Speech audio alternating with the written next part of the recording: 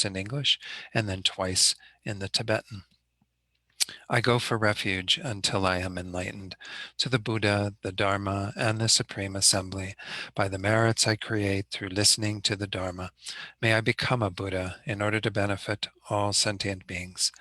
Sangye chodang soki choknam la jangchu bardu dakni kyabsu chi daki chanyan gi pe sanam gi dola panchir sangye drupar shok.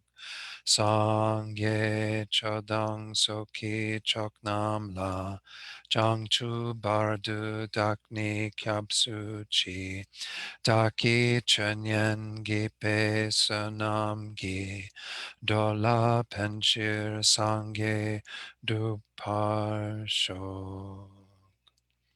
Okay, thank you for dealing with my horrible chanting voice. Okay, so let's go ahead and start with just a short meditation. Give ourselves an opportunity to kind of come into this space with a little bit of focused meditation to begin with. So no doubt all of you have a way that you already work with the breath, so you can just do that for the next few minutes. If you need a suggestion, then just tune into the sensation around the tip of the nose. And just stay present with the breath in whatever way you're working with the breath. Whenever the mind wanders, gently guide the mind back to the breath. So again, we'll do just a few minutes in silence, and then I'll lead you in a short reflection to set bodhicitta motivation for today's teaching.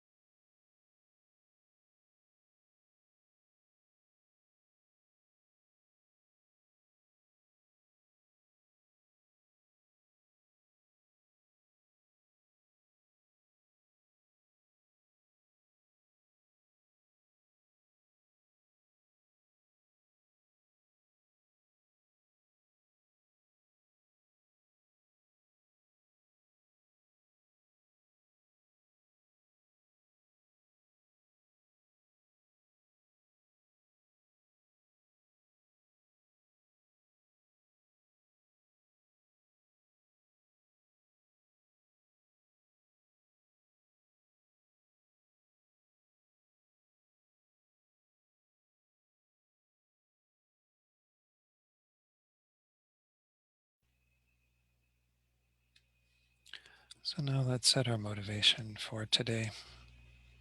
And we're about to embark on the study of one of the most beloved texts in the Mahayana tradition and the Tibetan Buddhist tradition. And it's very important because this is a text that is about cultivating uh, the goal of enlightenment, trying to achieve that result through all of our actions, all of our thoughts, all of our words. It's important that we set the right motivation, a motivation that is in accord with what these teachings are about. So let's take a moment to cultivate bodhicitta motivation by recalling the main elements of that mind. The main focus of this mind, of course, is the welfare of all beings. As Lama Zopa Rinpoche often emphasizes, this is primary, this is the first thought we should have, is that we're here today because we see the vast suffering of the world.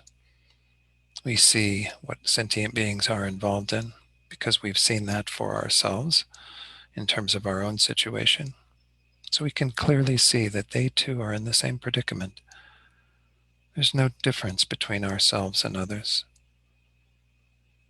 Every one of us simply wanting to be happy, wanting to be free from suffering.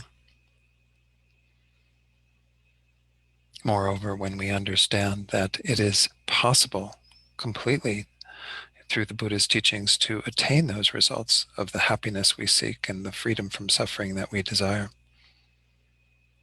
we know that it's possible then for sentient beings to remove themselves from that state and to achieve their greatest potential, their greatest welfare.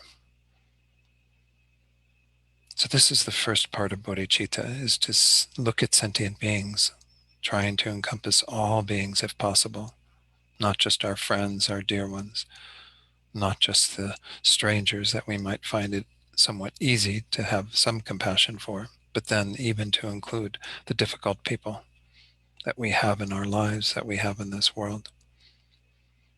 To include all of these beings in the scope of this mind, to think that we are here for their welfare, for them to be able to achieve the freedom from suffering they seek, and to find their greatest happiness, their greatest well-being.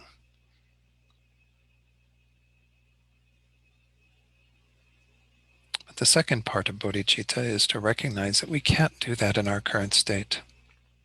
We can't even achieve our own welfare, our own happiness right now. We therefore have to become more qualified.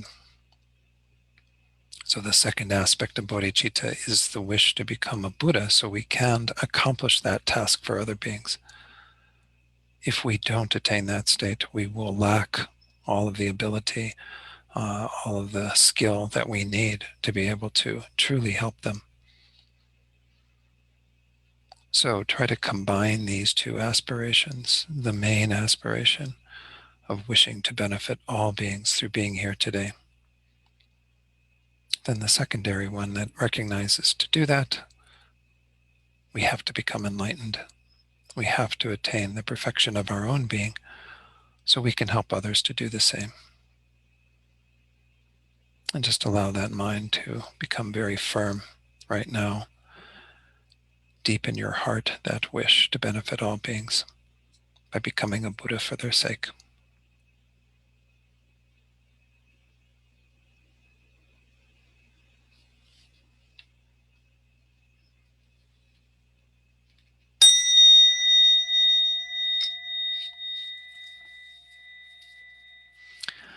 So again, wonderful to see you all today, to be back with my friends at Lama Yeshe Ling. I wish I was there in person, but looks like that won't be happening for a little while yet. But anyway, it's great to be able to share this text with all of you. Thank you for the invitation to do that.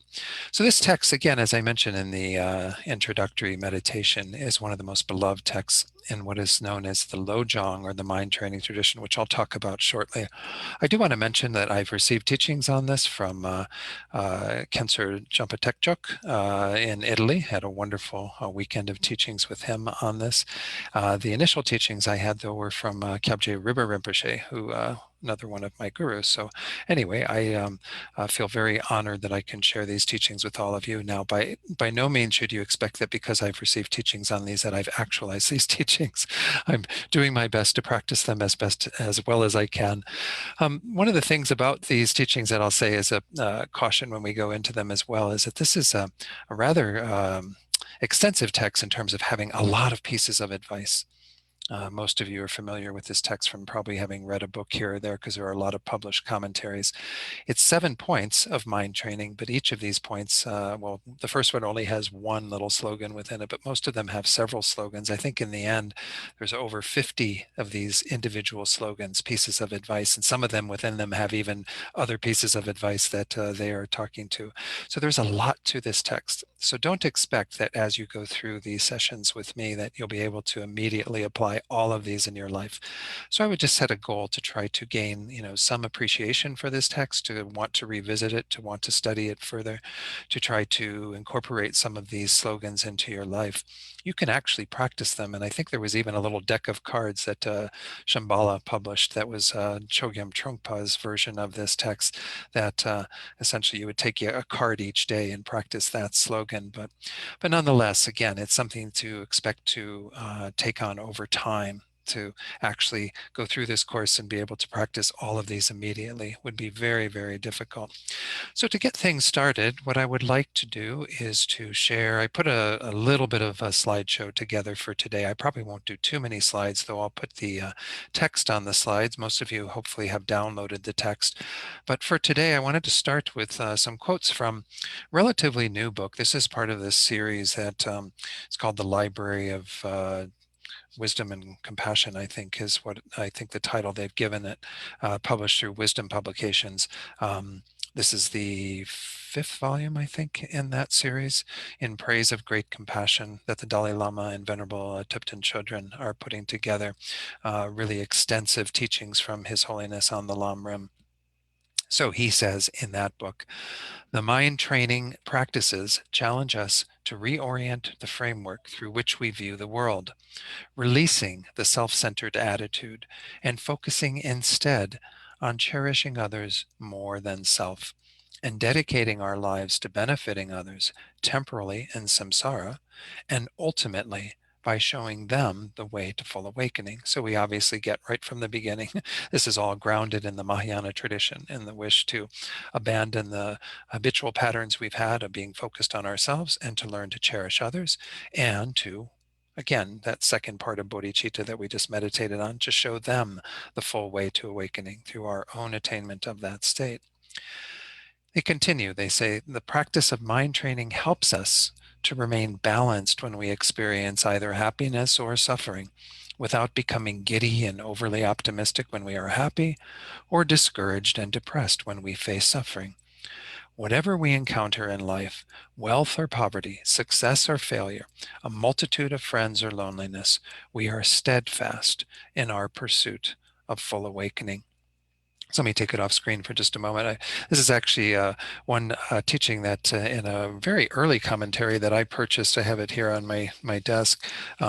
Awakening the Mind, Lightening the Heart. This is by the Dalai Lama. It was part of another little series of just 3 books of teachings by the Dalai Lama. I think this was edited by Donald Lopez. But in here, he talks about how essentially we have 2 different times in our spiritual practice that can be problematic for us. And the first time, of course, is when things go wrong, when we have a lot of difficulties, as all of us in the world have been experiencing over this last year and a half, when things are challenging, when we don't have the ideal situations in terms of wanting things to go our way, wanting to have the freedoms, whatever that we normally experience. When we have problems and difficulties, this is obviously challenging. And sometimes people forget their practice in the midst of that. They think instead, well, and I even was doing some teachings at the beginning of the pandemic, and I was encouraging people, just because all of this is going on, this isn't an excuse to not do your practice or whatever. This is like the perfect time to do your practice.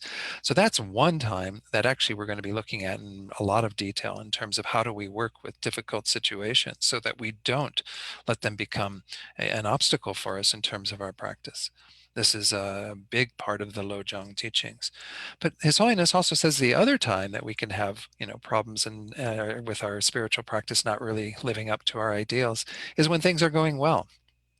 Oftentimes when everything's going well, we think, oh, I don't need to practice Dharma. Samsara is just fine. I'm just going to keep doing what I'm doing and enjoying life because it's all going so well. Or we get an inflated mind and think, oh, because I'm practicing Dharma so well, my life is turning out so well. Well, these are kind of mistaken ideas that we shouldn't cling to, so tightly. So this is also not something that we're going to see as much in the Lojang teachings, but it's something to keep in mind. As His Holiness says, if we are like a yo-yo and we go up and down constantly, we get really elated when things are going well, we get really depressed when things aren't going well. Well, this isn't mind training at all. This isn't working with kind of finding that sort of balanced level between those two, where we can maintain our dedication to the practice. We can maintain what we're trying to accomplish, keep our eyes on the larger goal and not get caught up in what's happening in the moment. So the Lojang teachings have a lot to offer us in terms of that whole idea that His Holiness is putting forward in that what's on the screen there in front of me. I actually shared that one little bit there on my Facebook page when I was putting out some information for folks to come to this series of classes. So what we're going to do today, this is the agenda for today, is I want to introduce Lojang, which again, most of you have heard of, but I want to go into a little more detail of what this is all about and what is the meaning behind this.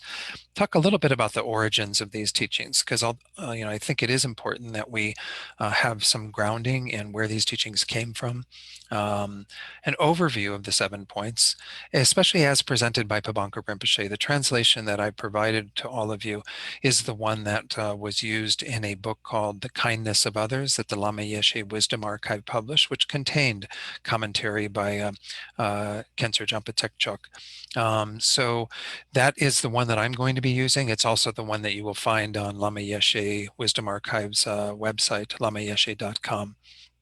So I put it into a little booklet for you to be able to access this, but I want to give an overview of how they are presented within there and talk in particular, excuse me, about how we're going to be teaching this in terms of, how I'm going to be teaching this in terms of the order of the individual points. Then I'm going to begin the commentary on the text. Hopefully we'll be able to get into that. So this is the Tibetan script. This is actually from one of those cards from that deck I mentioned from Chogyam Trungpa's collection of these that you could kind of use a card a day. This is the Tibetan script of Lojang. I don't know, we don't need to go into the Tibetan, but essentially the first kind of part of it where you see just to the left of that first dot is Lo, it's pronounced Lo. And then the last part is Jong. There are different connotations to these words, so I'd like to share those in terms of the understanding of the Tibetan. Lo is usually translated as mind, but it includes all these concepts: awareness, consciousness, even thoughts and attitudes, while mind is sometimes bigger than our thoughts and our attitudes. In this context, we are talking about transforming and changing our thoughts, the way that we are approaching things. So it is interesting, even I think Lama Zopa Rinpoche often prefers thought transformation as a translation of mind training that we are again we'll use more frequently, perhaps mind training, but it's transforming, changing our thoughts.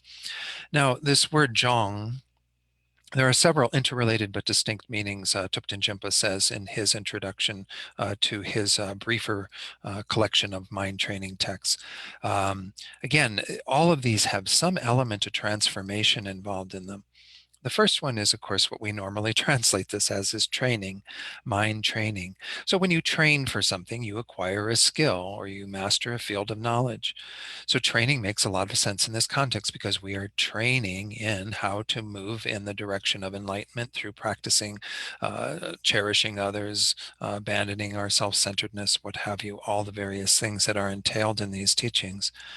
Habituation is also a connotation that we have to this word Jong, though. And this has to do with familiarizing with these ways of being and thinking. That's why, once more, I was emphasizing earlier that we can't expect that we're going to become completely habituated and familiarized with these teachings just on the basis of one course. It's something that takes continual study, reflection, working with them day in and day out. But if you can, again, glean a few things from this that you can begin to become more familiar with, well, then that's how you'll start to live your life. The whole thing about the path to enlightenment is that it's one of familiarizing ourselves with different ways of being, different ways of thinking. This is why even the Tibetan word for meditation, gom, is rooted in a word that means to become familiar. Oftentimes we think of meditation as simply referring to this practice of sitting on a cushion and watching your breath or whatever, but it's really about what we are doing every moment of our day. Meditation is something we should bring off the cushion into how we are going about talking to others, doing our work, being in whatever situation. We try to bring the Dharma into play whenever we're involved in anything. This is how we actually become familiar with the Dharma, how we start to live, breathe, eat, sleep the Dharma. And that's where change really comes about.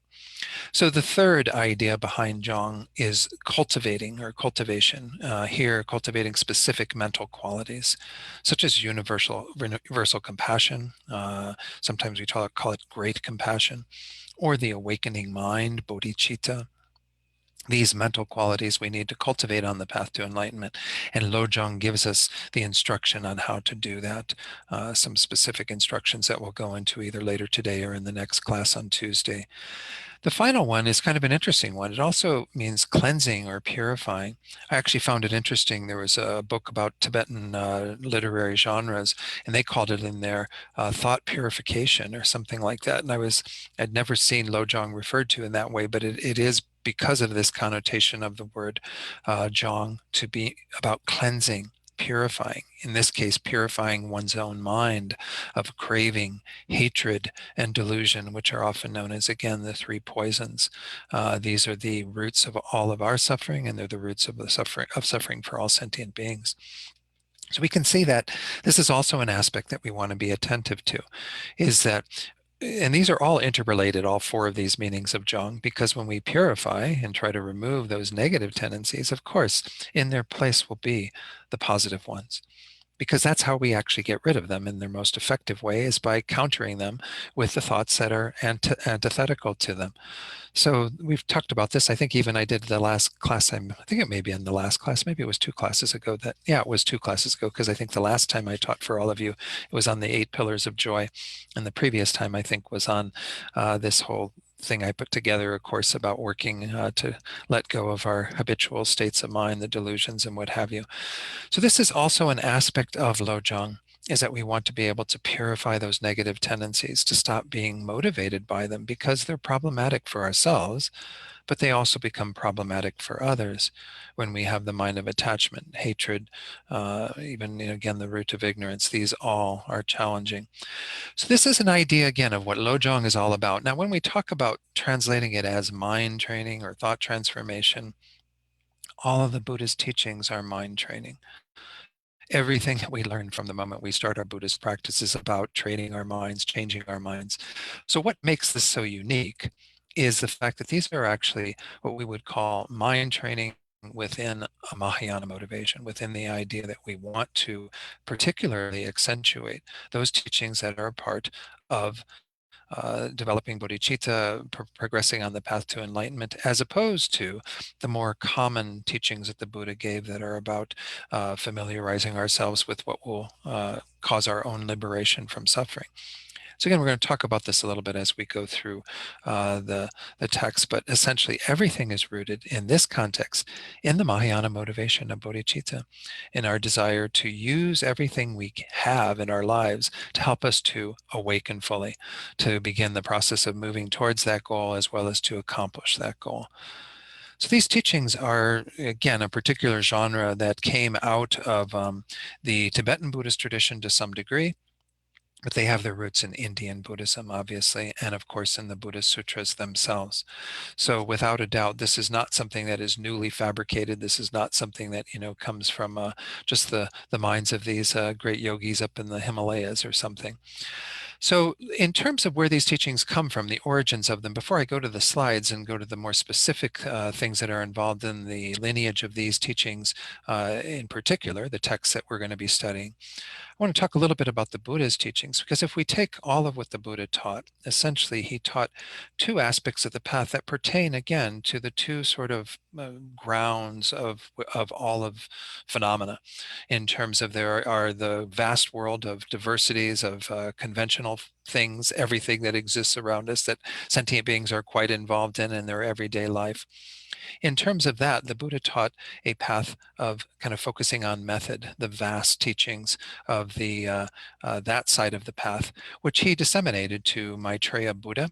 And Maitreya Buddha became the sort of lineage holder of all of that, and all of that sort of method side of the path was what the Buddha taught in terms of giving us everything that informs our movement on the path, because we have to stay involved in the conventional world. Even when we start talking about bodhicitta and compassion and what have you, those are all method aspects. They are all, how do we work with our relationship to others and our being able to use everything that we have, again, as a opportunity to move in the direction of enlightenment.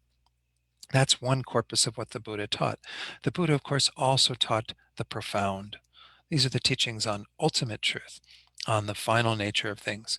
And this, of course, is an essential part of our wisdom aspect of the path, where we need to generate the deepest wisdom so that we can actually accomplish what the method path is moving us in the direction of. We often talk about these as being like the wings of the two wings of a bird, the wing of compassion over here and the wing of wisdom. Without both of these wings, the bird can't get to its destination. Without both of these aspects of the path, we can't get to enlightenment. So both of these were taught by the Buddha. This whole body of teachings, again, Maitreya Buddha became the lineage holder of, and Manjushri became the lineage holder of the wisdom teachings. So that's the original source of everything we're going to be talking about, because actually, Lojang teachings contain both elements. We're going to be mostly focusing on conventional bodhicitta and all using conventional truth and our relationship to things and others as a means of moving in the direction of full enlightenment. But there's also a component of it that works with emptiness. And that's because, as we're going to talk about later, we need both of those aspects to combat the deeper errors that we're making. I'll introduce you to them right now. They're usually called the twin demons, and they are involved in almost every Lojang teaching.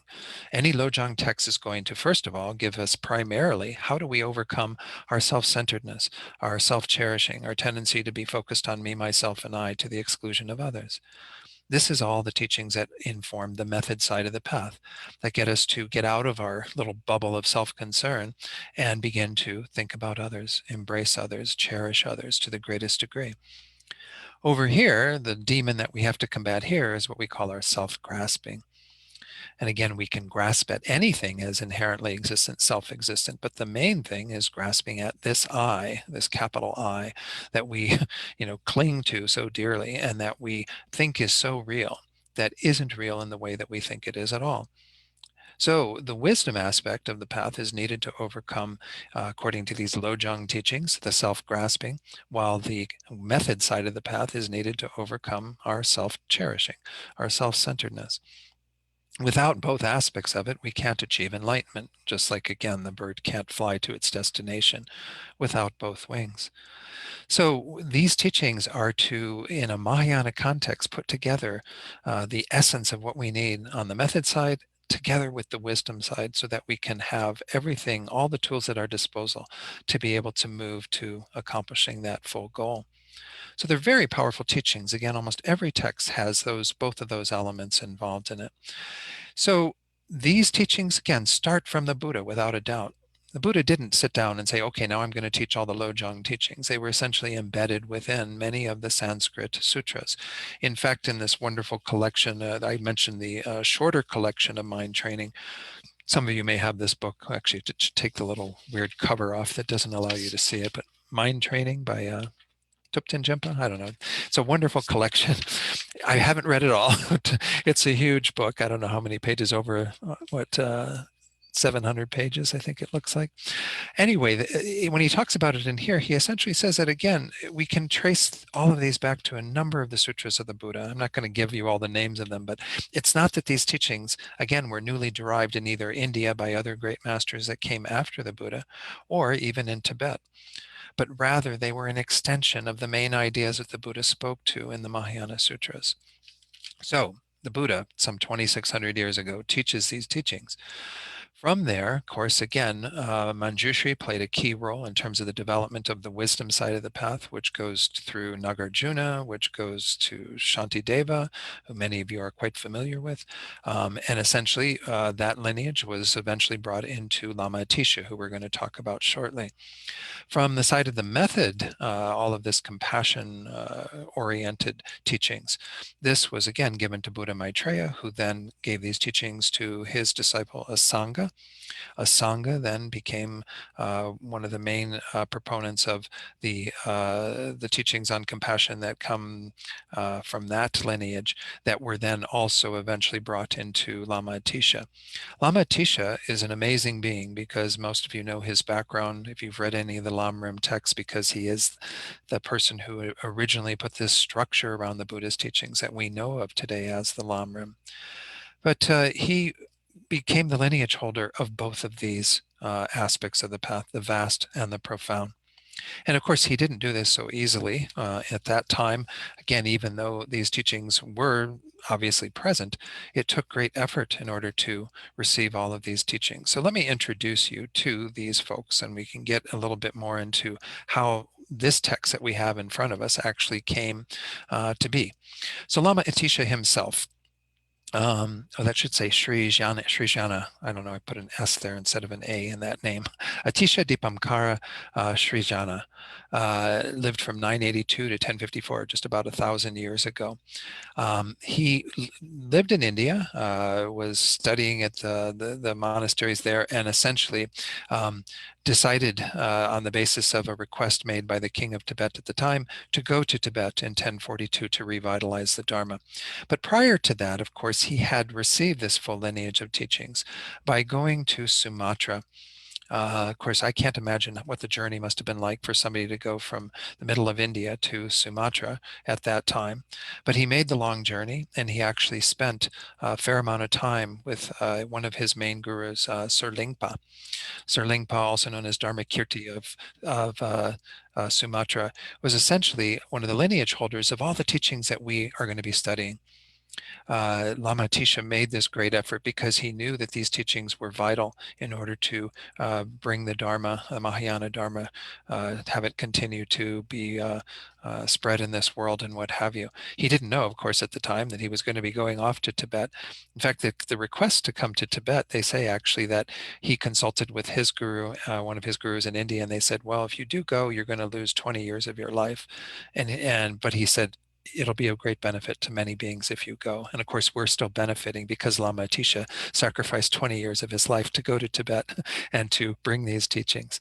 But essentially, Lama Atisha made great efforts. He had three main gurus. I think he had over 200 other gurus, but the three root gurus definitely gave him the raw material from which to bring these teachings to Tibet, and to bring them in their entirety.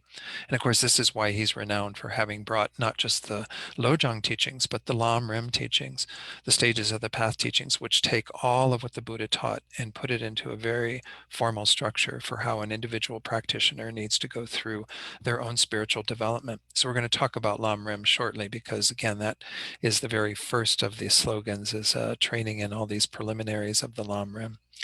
So Lama Atisha, again, amazing being. It's hard for us to, fathom what these beings were all about in terms of their bodhicitta, their compassion, what it took for them to do all of these long journeys to obtain these teachings.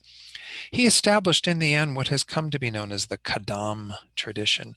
This word Kadam in Tibetan, Ka literally means words, or practical instructions. I'm sorry, words, and then Dam, means practical instructions. So what this is saying is essentially that this tradition holds on to all the words of the Buddha to be taken as practical instructions. That's what Kadam means, or Kadampa. We often hear that a Kadampa practitioner is somebody who looks at everything the Buddha taught and takes them on personally, as this is my advice of how to practice. So again, this is a sort of a new lineage that formed in Tibet, but it was based on all the teachings that Atisha got from his gurus, that were from their gurus, that were, again, all the way back to Maitreya and Manjushri, and then back to Buddha Shakyamuni himself.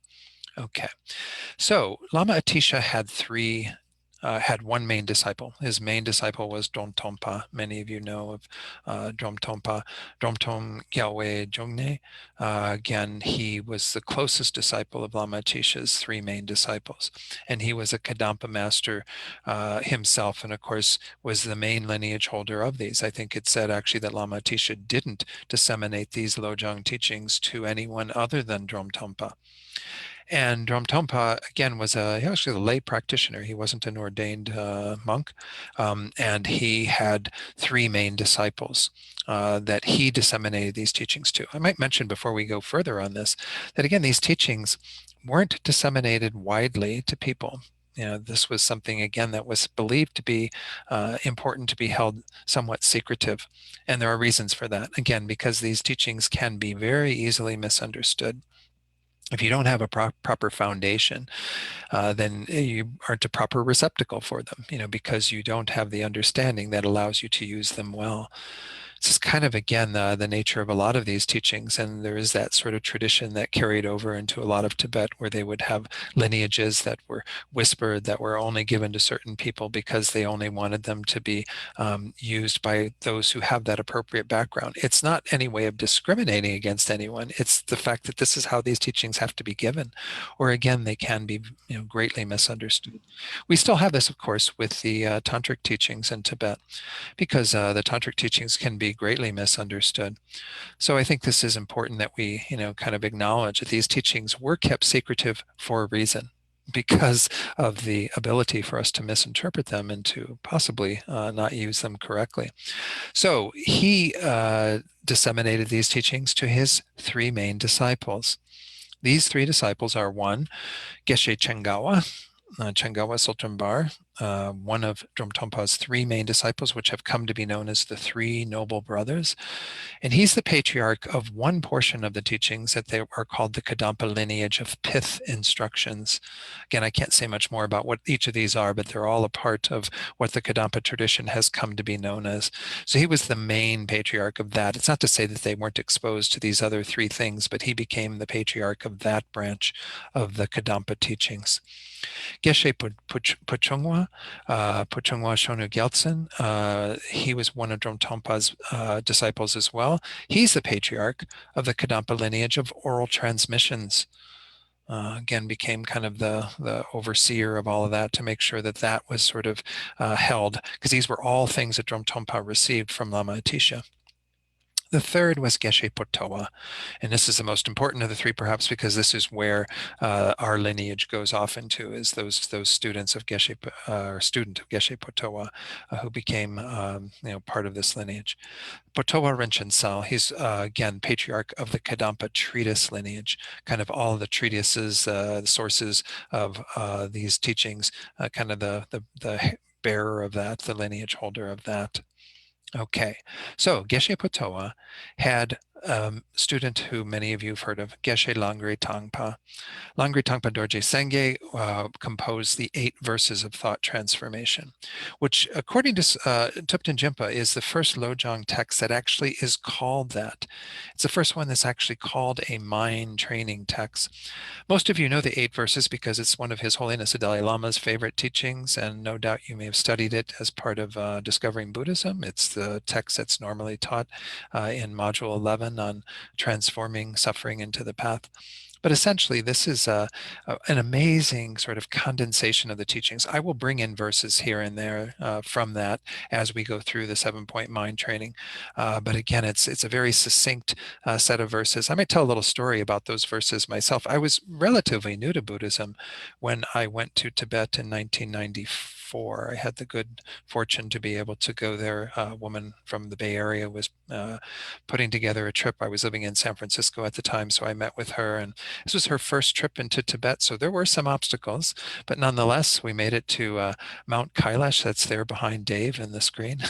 so, so essentially, yeah, it was 3 weeks in Tibet. It was one of the most wonderful experiences. But anyway, before I went there, I was working at Levi Strauss in San Francisco, and one of my coworkers had traveled in India, and she had this little piece of paper that she gave me. It was like a photocopied 1,000 times, maybe over. I don't know. It wasn't very good quality, but anyway, it was like a little photocopy of these 8 verses. And she said, before you go to Asia, I think you should take these with you because you might find them really useful as you travel around. And I think they were very useful because you always need to be able to practice kind of working with whatever comes up, right? And when you're in a foreign environment, an environment where who knows what's all going to happen and what sorts of things might arise, it's really important to have that, opportunity to make it into some sort of practice. So that was my first exposure to these 8 verses. And of course, then I read many other commentaries by the Dalai Lama, what have you, on the 8 verses. There are a number of those out there. And then I had the good fortune of receiving teachings from him in London in 1999, I think it was 98 or 99 on that text. But so again, a really wonderful text. I encourage you to spend some time with that text as well. But Geshe Langri Tangpa wrote this text, and this was something that Geshe Chikawa, who is the author of the text that we're looking at, came across.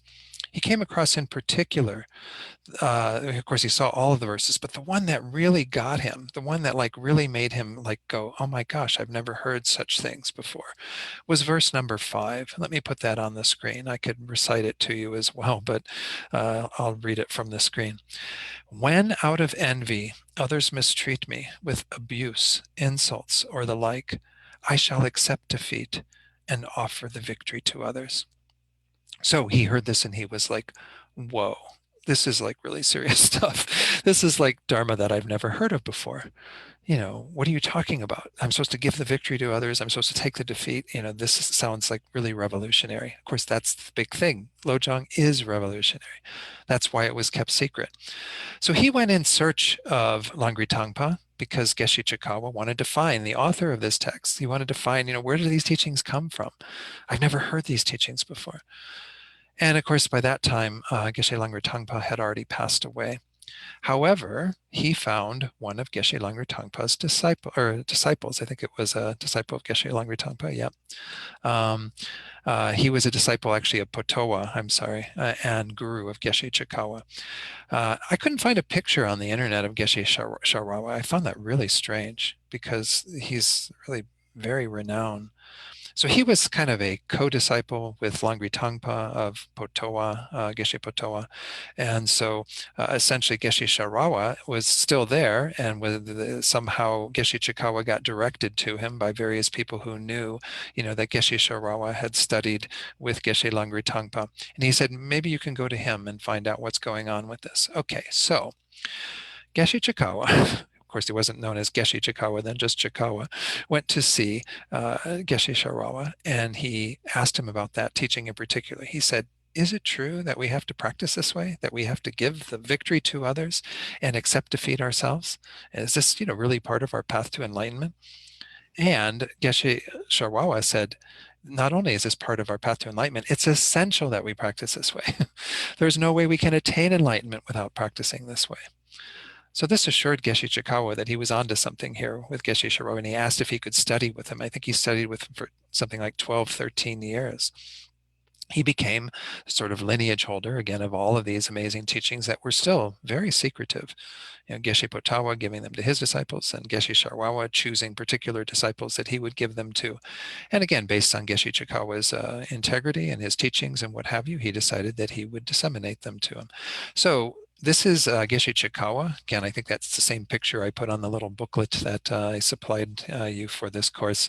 Chikawa Yeshe Dorje. He lived in the 12th century. He's, again, the composer of the text that we have, the 7-point mind training. We might wonder, well, where did this text come from then, if this is such a secretive teaching?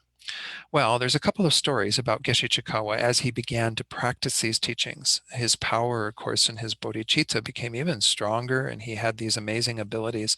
I'm going to share a little bit from, this was my original entryway into Tibetan Buddhism, the Tibetan Book of Living and Dying by Sogyo Rinpoche. Still a very treasured book on my shelf that on page 193 of this version, at least, I know it's been republished, probably with a lot of different pagination, but He says, one of the greatest masters of Tonglen in Tibet was Geshe Chikawa, who lived in he says 11th century, but it was the 12th century. He was extremely learned and accomplished in many different forms of meditation. One day, when he happened to be in his teacher's room, he came across that, give all profit and gain to others, take all loss and defeat on yourself. So he, set out to find a master who had written to him. Again, he went to Geshe Sharwawa and studied with him. And it says here at first, Geshe Chikawa taught Tonglen to only a few close disciples. Again, Tonglen is one of the main teachings that's part of the Lojang teaching. So Geshe Chikawa became very established in these teachings, practiced them greatly, and he started to disseminate them to his closest disciples. So he thought it would only work for those who had great faith in it. Then he began to teach it to a group of lepers. Leprosy at that time was common in Tibet, and ordinary doctors were unable to treat or cure it. But many of the lepers who did Tonglen practice were cured. Just by doing the practice, it said that they were cured of their illness, their leprosy. The news of this spread fast, and other lepers flocked to his house, which began to seem like a hospital. Still, Geshe Chikawa didn't teach Tonglen widely. He may have taught it to those lepers and taught it to his other students, but he didn't really feel like there was a need for it to go beyond that. It was only when he noticed the effect it had on his brother that he began to give it out more publicly. Geshe Chikawa's brother was an inveterate skeptic who derided all forms of spiritual practice. However, when he saw what was happening to the lepers who were practicing Tonglen, this brother could not help being impressed and intrigued. One day he hid behind a door and listened to Geshe Chikawa teaching Tonglen, and then, in secret, started doing the practice on his own. When Geshe Chikawa noticed that his brother's hard character was beginning to soften, he guessed what had happened. If this practice could work on my brother, he thought, and transform him, then it could work on and transform any other human being. In other words, like that was the test. If it could get through his brother, then everyone else is a suitable subject for these teachings. So this convinced him to teach these teachings Tonglen. Of course, he emphasizes Tonglen in that book, but it's Tonglen is one part of the 7-point mind training, but it's a very important part, a very powerful practice, as many of you already know. We'll be getting into that next week. But essentially, this was how Geshe Chikawa came to write this text. Now, again, this text in and of itself is very much rooted in the teachings that Atisha left behind. If you have that copy of the mind training text, mind training collection that Thupten Jinpa put together, he translated, you'll see that there's Lama Atisha's pieces of advice that pertain to many of the points that have been put together by Geshe Chikawa. He's not writing anything, again, completely original. He's taking Lama Atisha's thoughts that were articulated to Dromtonpa, and then on to Geshe Potoa, and then on to Sharawa, and then, of course, to Geshe Chikawa. So he's taking all of those points and putting them into a summary form. Now, one thing I might mention before again, Geshe Chikawa himself, of course, this text became very widely distributed within Tibet, became very popular, was something that, again, all of the Mahayana traditions in Tibet, all 4 of the Tibetan Buddhist schools, all practice this, all have teachers who comment on it and so on. So it's now, of course, Tonglen and all this. I was even reading a book by Rob Priest where he said that Tonglen is even practiced, to his knowledge, by many people who are Christian, who find that it really enhances their spiritual path to think in this way, to practice Tonglen. So again, we'll talk about Tonglen more next week. But essentially, this whole lineage gives us a deeper appreciation for the value of these teachings. If it wasn't for, again, Lama Atisha's great efforts to bring these lineages together, to be able to disseminate these teachings, because again, it's from Sir Lingpa, where he made that very arduous journey to Indonesia to be able to obtain these teachings. It's due to that we have them. If that hadn't happened, who knows where these teachings would be. So again, although these go all the way back to the Sutras of the Buddha, it's got a whole little story about how we ended up with these teachings in front of us. So I did want to talk a little bit as well today about this particular version of the text that we have, the 7 points as presented by Pabanka Rinpoche. let me not go to that quite yet. Let me actually get out my little copy of it that I think I have here somewhere. So again, if you were able to, I don't know, I put this together in a little booklet kind of thing that you could do a little booklet cover, and then there's the actual text that you can print double-sided, and it'll work out really nicely to make a booklet. If that's really problematic for anybody and you can't, make that work, then let me know and I can get it to you in another form. But essentially, this again, I mentioned earlier, this is a version. There are so many different versions of the 7-point mind training. I think some of them even have something like 70 slogans in them.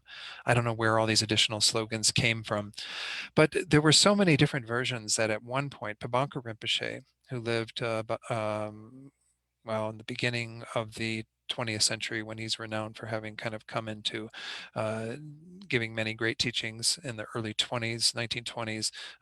Liberation in the Palm of Your Hand is from a gathering of monks that took place around then. But essentially, he decided that it was important that we have one definitive tradition, text for our tradition. Again, he's part of the Gelugpa tradition, the tradition that is derived from Lama Tsongkhapa and the lineage of the Dalai Lamas. Pabanka Rinpoche kind of went and did a lot of research and came up with this particular version that is used frequently when it's taught in the Gelugpa school. So this particular version, let me read a little bit. I can put that on the screen. I'm sorry it's so small, but I thought I'd just put it all on one screen. This is also in the booklet that you have on page 1. In the literature of the old and new Kadampa, what is the old and new Kadampa? We talked about Kadampa being, again, this lineage of taking all the words as practical instructions. The old one is the one that started with Lama Atisha. The new one is the one that started with Lama Tsongkhapa, who again was seen to be an extension of Lama Atisha in terms of what he was focusing on, the Lam Rim and so on, and so much of what Lama Atisha was about. So often the new Kadampa lineage is talked about as being Lama Tsongkhapa's lineage of disciples, Kedrup Je, Gyaltsep Je, all of the various things that they were able to accomplish that we still continue to benefit from today. So in the literature of both of those, there are many versions of the commentaries and root text of the 7-point mind training. The order of presentation and the number of words in them differs greatly. Some of them we cannot confidently incorporate within the outlines when we are giving an explanation, and some include unfamiliar verses in the root text. For these reasons, I, Pabanka Rinpoche, had been thinking for a long time of producing a definitive root text by collating the additions to be found in the mind training like the rays of the sun, ornament for Losang's thought, and the essential nectar. These 3 texts was what he kind of went to as sources for this. Mind training like the rays of the sun is where I'm actually, the translation by Bruce Beresford that I got this from. This is in the appendix of that. So he says here, when Pabanka Rinpoche says then, when I was teaching the stages of the path to enlightenment at Chamdo Jampaling in 1935 in the wood pig year, if you want to know that, Lamrimpa Punsok Palden, a single-minded practitioner, presented me a scarf, the kata, the ceremonial katas, and an offering, and made such a request. Please, compile a definitive edition of the 7-point mind training. So, Pabanka Rinpoche says, I have compiled this after careful research of many root texts and commentaries, and supplemented it with outlines. So, this is what we are essentially looking at in terms of the text that we have in front of us. I just want to talk about that because I think it is important that we acknowledge that, again, there's some history to even what we have in front of us in terms of this version, because if you do go to other versions, like Chogyam Trungpa's that I mentioned, or even what's another one? Shoot, I don't have all those other books here in front of me, but there are several other published books of commentaries, some from the Nyingma tradition, some from the Kagyu tradition. I haven't read any from the Sakya tradition, but essentially you might find different verses, you might find different even outline headings, what have you. But this is the way that Pabanka Rinpoche put this together. So if we go into the actual thing, just to do a real brief overview of this, we go to page 2. We're going to start today with, of course, this little homage, and then talk a little bit about this little verse that's put in here, revealing the features of the doctrine to engender respect for the instruction. The actual 7 points begin then in the middle of page 2. And the first one we'll cover today, I hope we can finish that today, is explaining the preliminaries as a basis for the practice. And even though it's just one slogan, there's quite a bit to talk about in regard to that. Next week, we'll begin or on Tuesday, the actual practice, training in the awakening mind, bodhicitta.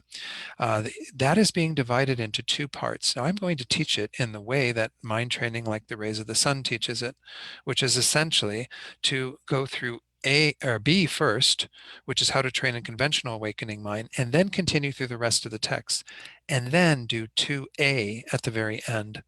And it makes a lot of sense to do that because, again, everything, we're going to lump everything together. That's part of our compassion wing, our method wing.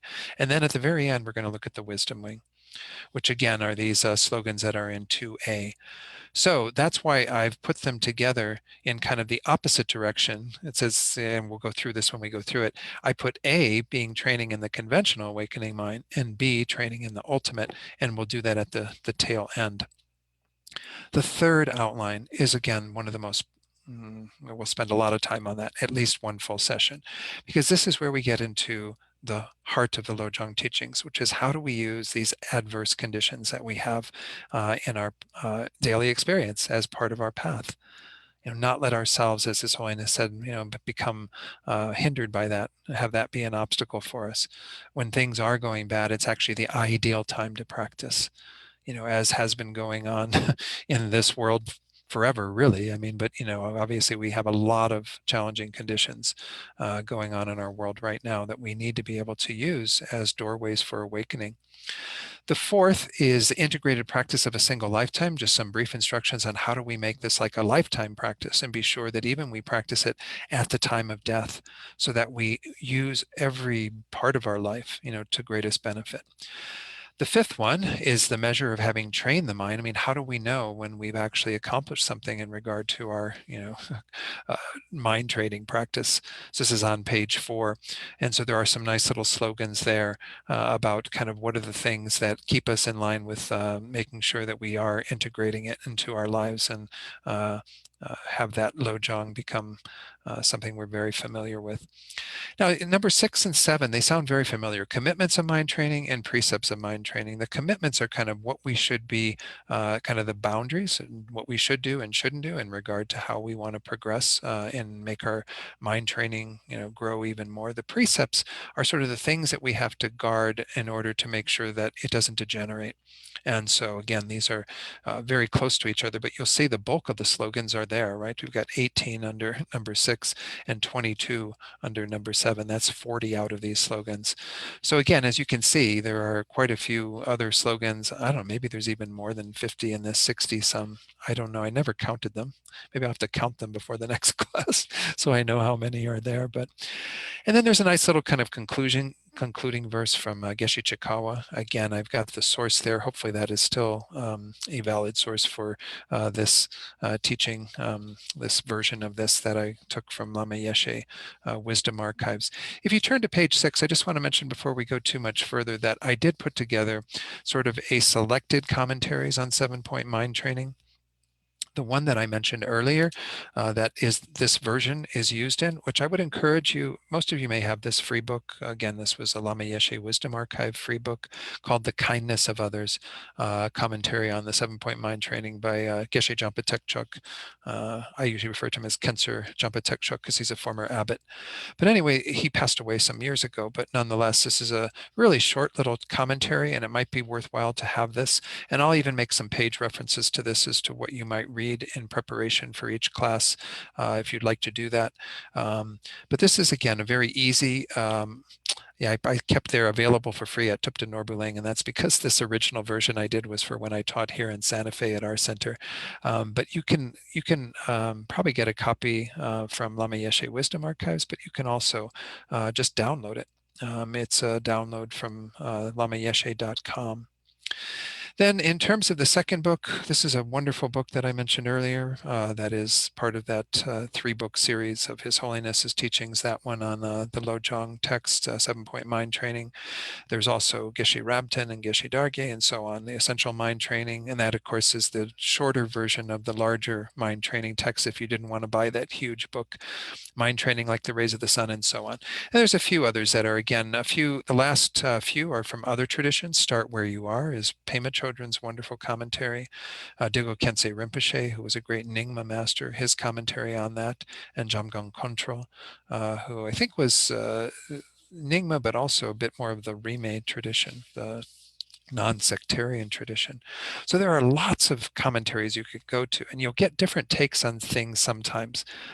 I might mention that what we generally are encouraged to do in terms of our study, which I was encouraged to when I studied in the master's program in Italy, is to stay within your own tradition initially. So like, what I'm presenting to you is sort of the Gelugpa take on it, mostly from Gelugpa masters, their commentaries, and then you can, kind of learn that well.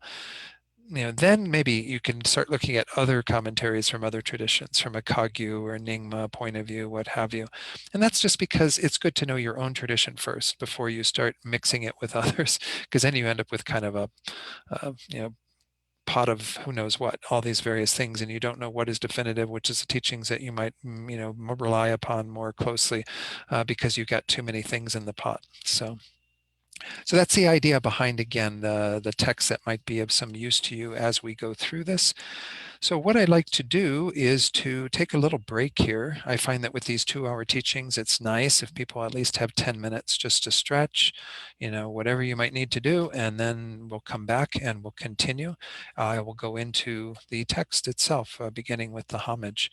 So I have almost 5 after the hour, so let's go ahead and say quarter after. Does that sound good? Okay, so we'll take a little break and I will see you all in 10 minutes. Okay. Thank you. See you in a bit.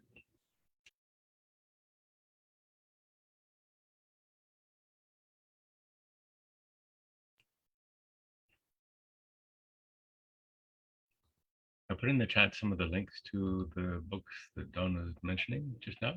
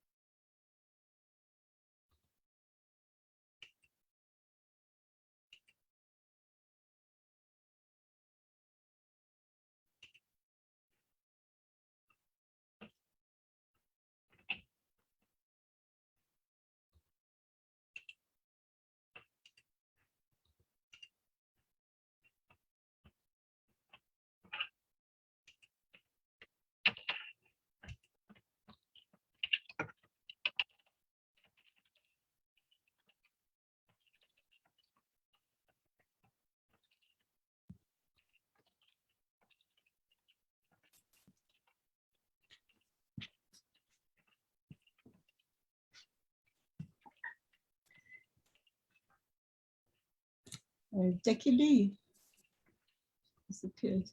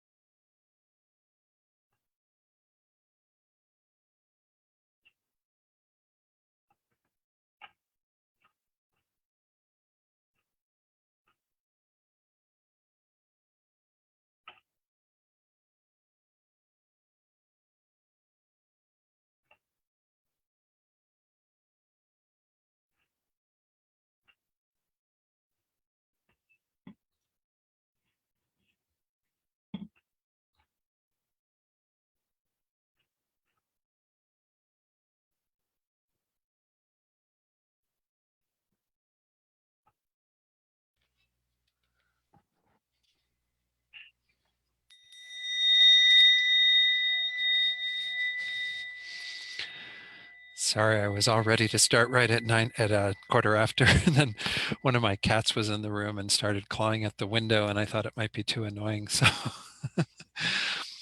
So, I wanted to share one other quote about Geshe Chikawa from Sogyo Rinpoche's book, because I thought it was really quite kind of shows the extent to which Geshe Chikawa practiced these teachings and the compassion that he had, how deep his bodhicitta was. So he said, it says here toward the end of his life, this is on the bottom of page 194. Geshe Chikawa told his students that for a long time he had been praying fervently to be reborn in the hell realms so as to be a benefit to all the beings suffering there. Unfortunately, he added, he had recently had several clear dreams that indicated he was to be reborn in one of the realms of the Buddhas. He was bitterly disappointed and begged his students with tears in his eyes to pray to the Buddhas that this would not happen and that his passionate wish to help the beings in hell would be fulfilled. So I don't know how many of us are ready to make such prayers, to, excuse me, want to be reborn in really severe states of suffering to benefit others. So, but that was how Geshe Chikawa practiced these teachings. So, all right, so let's go ahead and start with the text. Thank you for posting some of those references to materials and things in the chat box. So let's go ahead to, whoops, sorry, went to one screen too fast, to the homage. There's always a homage at the beginning of texts. It's a way of kind of getting in touch with those things that we honor, that we want to hold very dear, and make some acknowledgement of that right at the beginning. In this case, it's making a homage to great compassion, which is actually taking after what Master Chandrakirti does at the beginning of his supplement to the Middle Way. It's a text we studied in the Master's program. And at the very beginning, he has 3.5 verses of paying homage to great compassion, because great compassion can be seen as the root of all of what the people are able to accomplish on their spiritual path in Buddhism. In that Chandrakirti's homage, he starts off by saying how the hearers and solitary realizers, which are these practitioners of the individual vehicle, those who want to attain their own liberation, not the Mahayana where you want to attain Buddhahood, but a path that the Buddha taught to individual liberation, they come from Buddhas because Buddhas teach them how to achieve that goal. Well, where do Buddhas come from? Buddhas come from bodhisattvas, primarily because it is from a bodhisattva that they eventually become a Buddha. That is the whole path of full awakening. Well, where do bodhisattvas come from?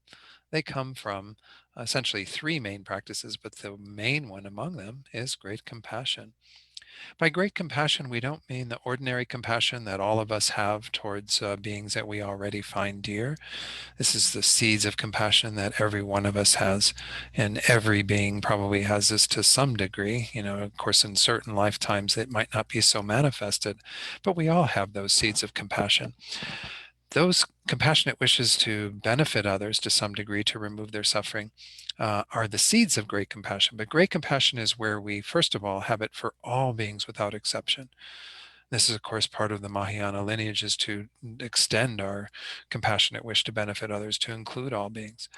But moreover, it's not just, oh, may they all be free from suffering. May they all, not be free from all the causes of suffering, all these sorts of thoughts. It's the taking personal responsibility for doing that. It's saying, I will protect them from suffering. That's what makes it great compassion. And this, of course, becomes the great compassion of a Buddha that eventually ripens into the compassionate, enlightened activities of the Buddhas. So without great compassion as the root, we can never develop bodhicitta. We can never progress on the path of the bodhisattva. We can never become a Buddha.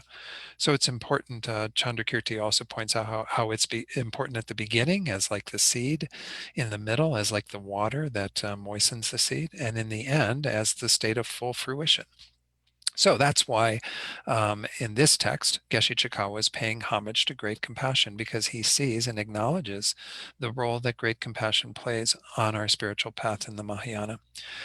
The essence of this nectar of secret instruction is transmitted from the master from Sumatra. So he's acknowledging here Sir Lingpa, Dharmakirti of Sumatra, who was again Lama Atisha's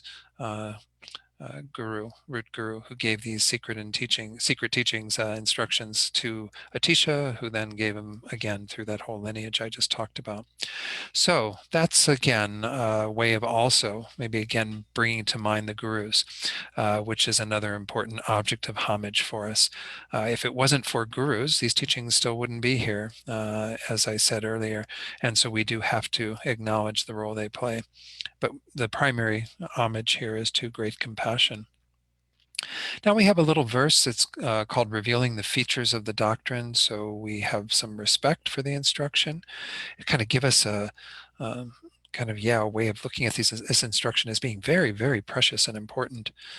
So in this verse, it said, you should understand the significance of this instruction in three ways: as being like a diamond, like the sun, and like a medicinal tree. This time of the five degenerations will then be transformed into the path to the fully awakened state. So we're going to talk in a little bit about what is these five degenerations, but let's go into some commentary. This is from Mind Training Like the Rays of the Sun, the text that again uses this version of Pabanka Rinpoche's compilation for the 7-point mind training. In that text, it says, there is no need to mention the extent to which a diamond is able to satisfy desire and dispel poverty, for even a fragment of one surpasses all other jewels, retaining the name diamond and averting impoverishment. So even small, diamond fragments, diamond slivers, become very precious, and because they retain that diamondness at that level even, and they also can be used, for money to obtain resources, whatever might be involved. Similarly, knowing even a small part of this teaching on mind training, which leads one to the activation of, wait 1 second. Oops, sorry, hit the wrong button here. Now I hit it twice. So, oops, let me go back. Sorry. Activation of the awakening mind. Again, this is bodhicitta. Anytime we hear awakening mind, it's referring to bodhicitta. So even a small part of this teaching will lead to activating that. Means that one retains the name of awakening warrior, a bodhisattva, while at the same time excelling the crowned masters of both the hearers and the solitary realizers, as well as completely dispelling the poverty of psychic existence.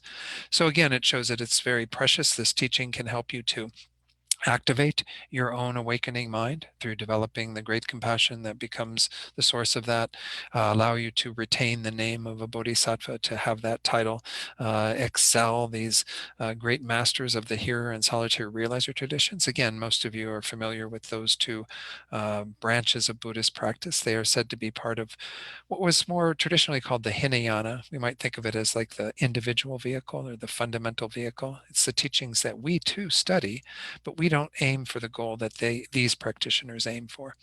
The hearers and solitary realizers aim for individual liberation, their own freedom from samsara. So again, this allows us to excel those beings as well as completely dispel the poverty of psychic existence. This being so, what need is there to mention what a full comprehension of the whole teaching on mind training would mean in terms of its qualities and values. So even just a part of it, just like that diamond sliver, has the potential to do that. The entirety of the mind training teachings can do so much more. So that's the idea of it being like a diamond. The other two are similar in terms of a portion of them being very powerful, but let's look at how he talks about being like the sun. There is no place or time when darkness directly covers the sun, and there is no darkness anywhere when the sun is shining. The sun itself is never obscured by darkness. We are obscured when, the sun is on the other side of the planet because of its rotation. But nonetheless, there's no darkness when the sun is shining. It's never really obscured. Similarly, there is not need to mention the extent to which the instructions for training in the awakening mind described below eliminate the darkness of the mind.